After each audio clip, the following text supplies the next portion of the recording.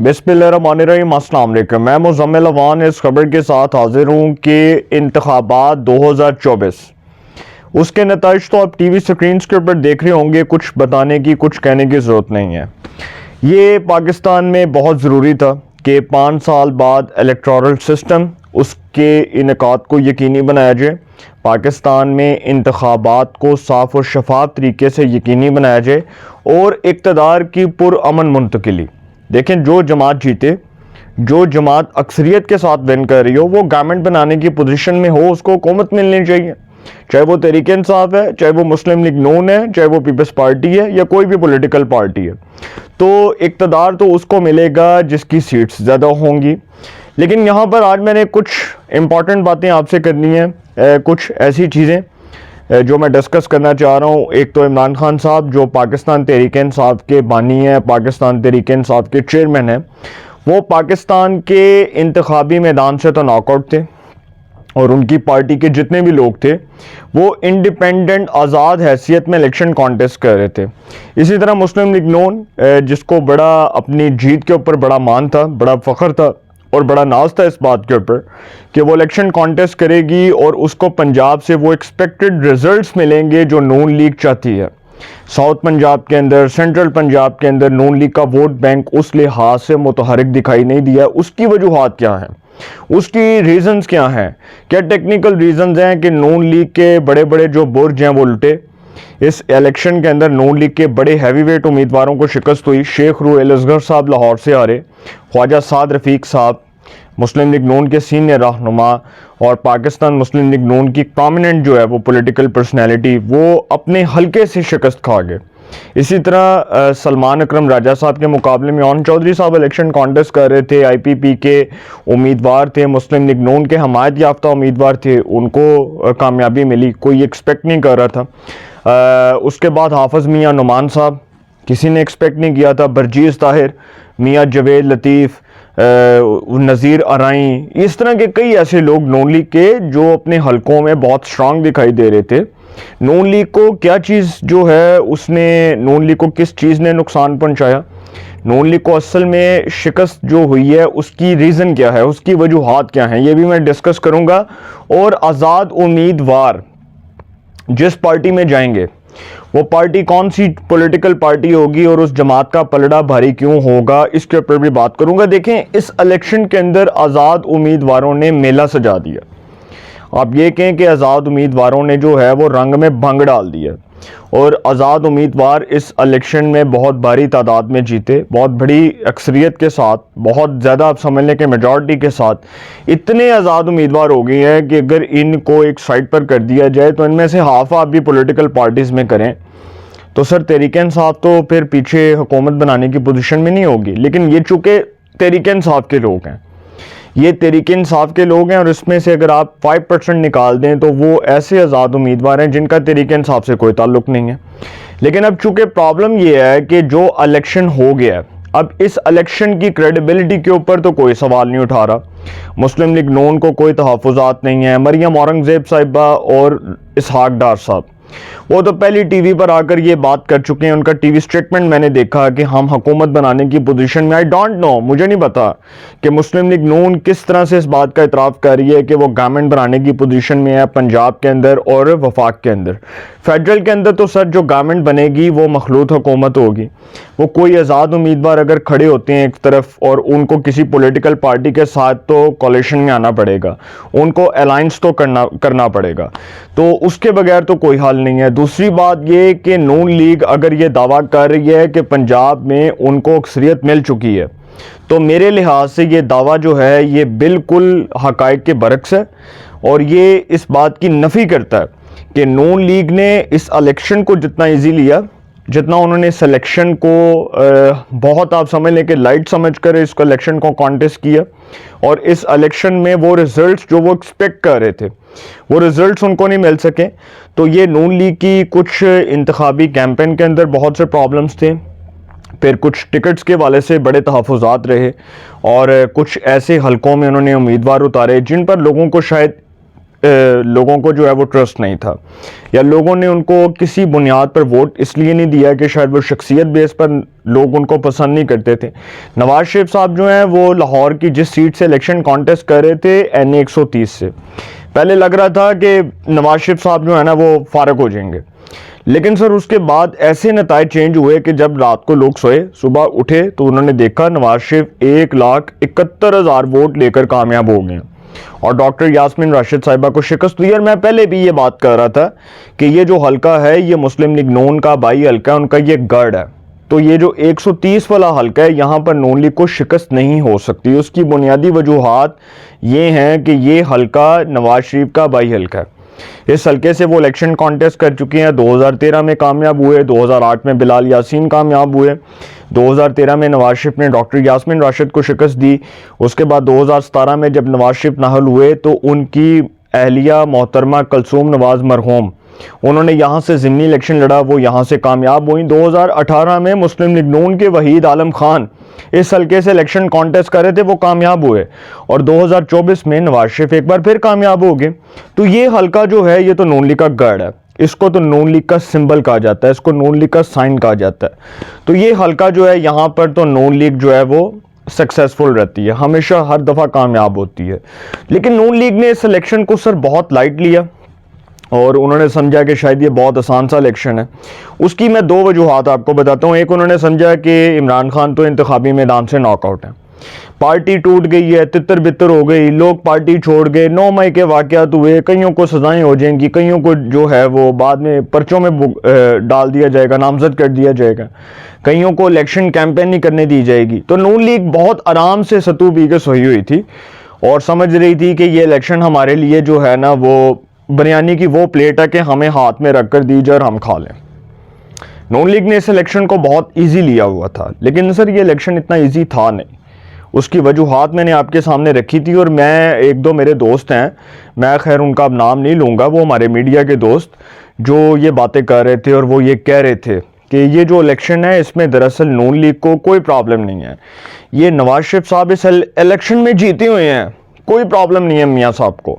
लेकिन जैसे सर वो इलेक्शन के रिजल्ट्स आना स्टार्ट हुए और आज़ाद उम्मीदवारों का पलड़ा ऊपर दिखाई दे रहा था, तो मैं हैरान था कि ये नून लीग की जो इलेक्शन कैंपेन है इस पर बड़े शदीद किस्म के सवालात उठ रहे हैं।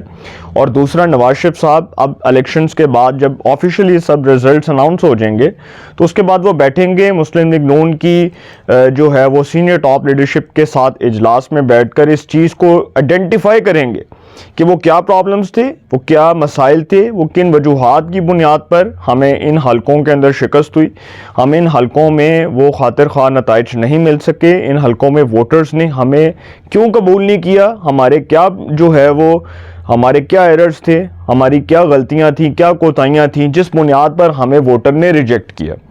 एक तो पहली बात कि देखें पीटीआई को सबसे बड़ा बेनिफिट इस इलेक्शन में ये था कि पीटीआई का वोटर उस तरह से इंटैक्ट दिखाई दिया, पीटीआई का वोटर अग्रेसिव दिखाई दिया, पीटीआई का वोटर जारहाना दिखाई दिया, पीटीआई के वोटर ने पूरी जान से, पूरी जो है ना वो आप समझ लें कि जोशो खरोश के साथ इस इलेक्शन को कॉन्टेस्ट किया। इस इलेक्शन के अंदर पीटीआई का जो वोटर है वो समझ रहा था कि इमरान खान के नाम पर जो भी कैंडिडेट खड़ा होगा उसको वोट मिलेगा, किसी के पास निशान कोई भी हो वो इमरान खान का निशान जो है उसके सिंबल पर इलेक्शन कॉन्टेस्ट करेगा और वो तहरीक इंसाफ का नामजद उम्मीदवार होगा तो वो जीतेगा।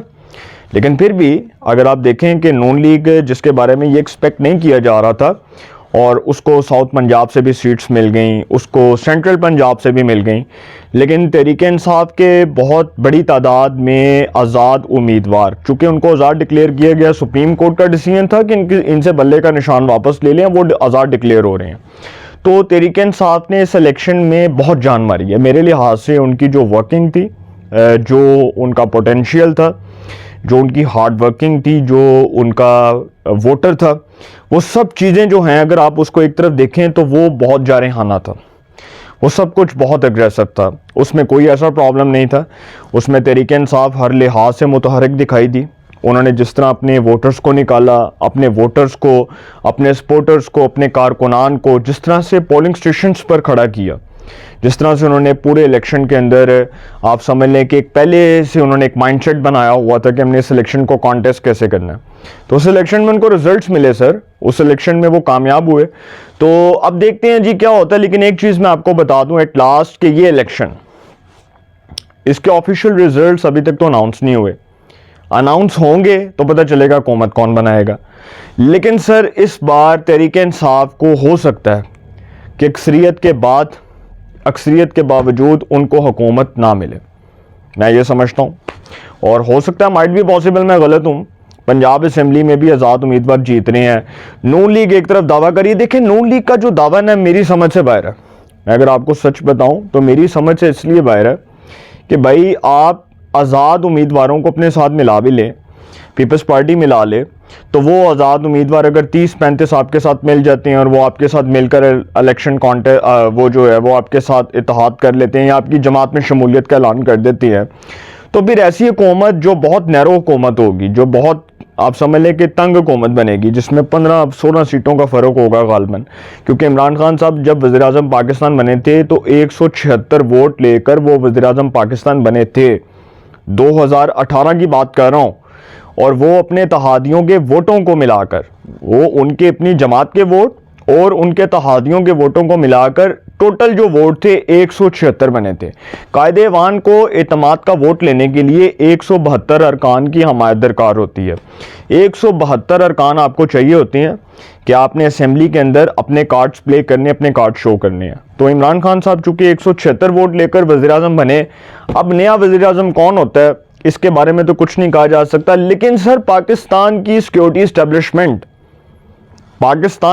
इस्टेब्लिशमेंट 9 मई के करता दर्दों को माफ़ करने को तैयार नहीं है। ये मैं आपको बता रहा हूँ।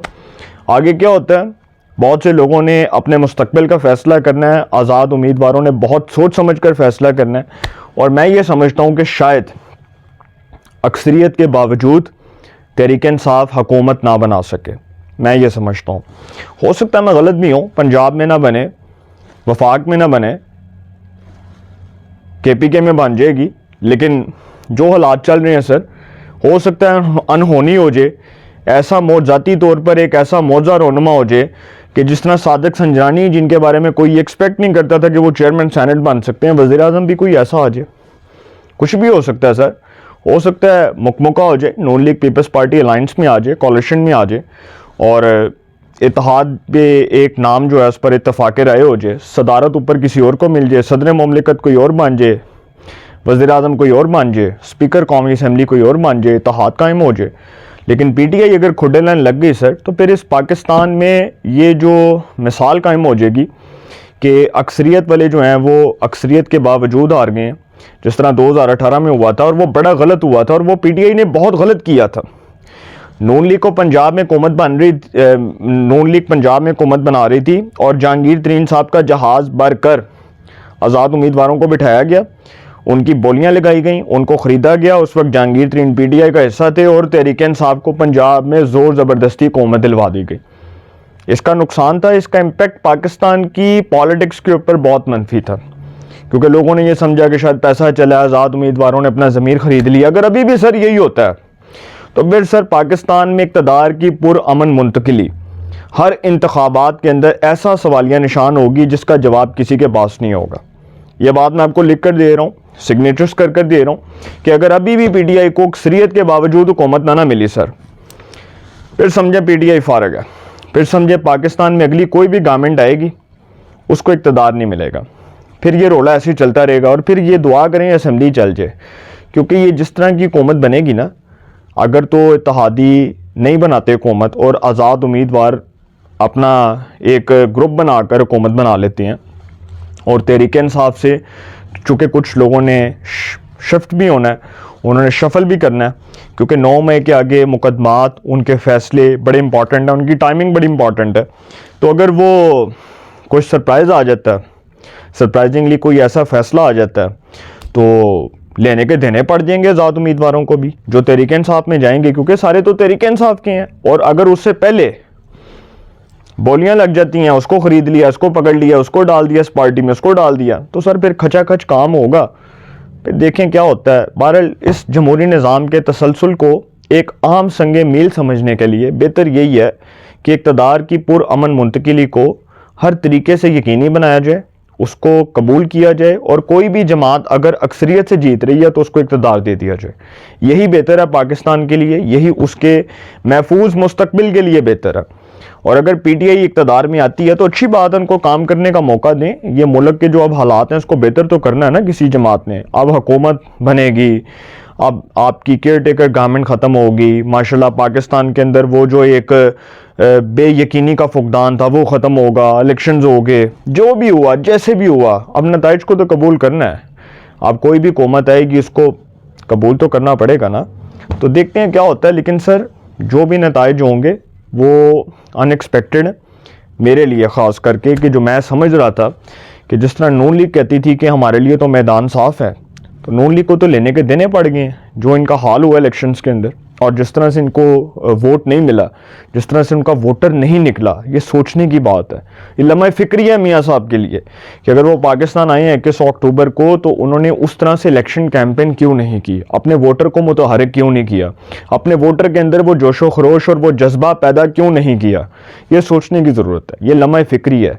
और फिर हुकूमत जिसकी भी बने, लेकिन तहरीक इंसाफ को मेरे लिहाज से पाकिस्तान की सिक्योरिटी इस्टेब्लिशमेंट की नज़र में हुकूमत मिलती नज़र नहीं आ रही। आगे क्या होता है आई डोंट नो, लेकिन सर कोई मौज़ा भी हो सकता है, कुछ भी हो सकता है।